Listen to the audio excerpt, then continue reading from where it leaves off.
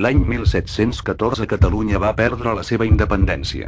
Fou conquerida per Espanya i les institucions catalanes foren abolides.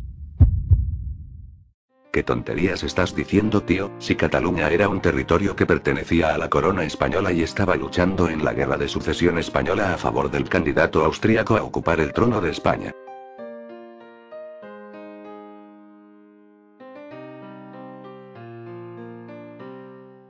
Espanya, i en concret les classes dirigents espanyoles, odien Catalunya, la seva llengua, la seva cultura y la seva manera de ser. No eres más tonto, porque no puedes. En primer lugar, a Cataluña y a los catalanes no se les odia desde el resto de España. Mi novia es catalana y nunca ha tenido ningún problema fuera de Cataluña. En segundo lugar, las clases dirigentes españolas son elegidas cada año por todos los españoles y por tanto también por los catalanes. 47 diputados del Congreso son catalanes y desde allí gobiernan para toda España. A los que odian en el resto de España, es a los nacionalistas que se pasan el día insultando a todos los españoles y contando mentiras sobre España.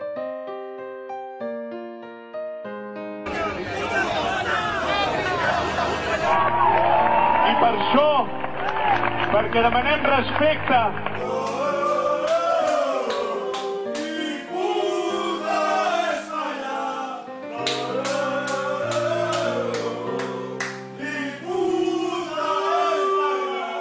Segons dades del Cercle Català de Negocis, Espanya ens roba 60 milions d'euros al dia.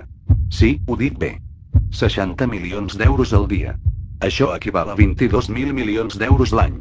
Anda, díselo tú, Sonia, que no soporto a la gente que se cree todo lo que le cuentan.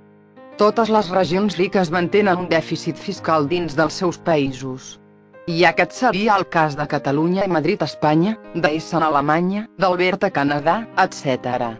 També trobem aquest dèficit fiscal a dins de Catalunya mateixa. La província de Barcelona pateix un dèficit fiscal a favor de les altres 3 províncies.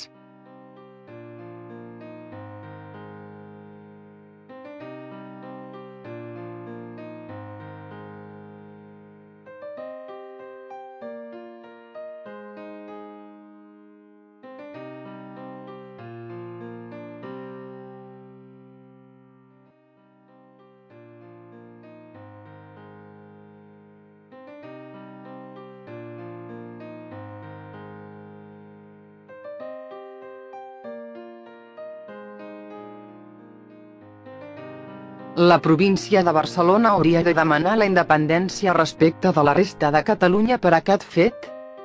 L'existència del dèficit fiscal és normal, senyal de la nostra bonança econòmica. El govern català fa el mateix a Catalunya. Tenéis razón.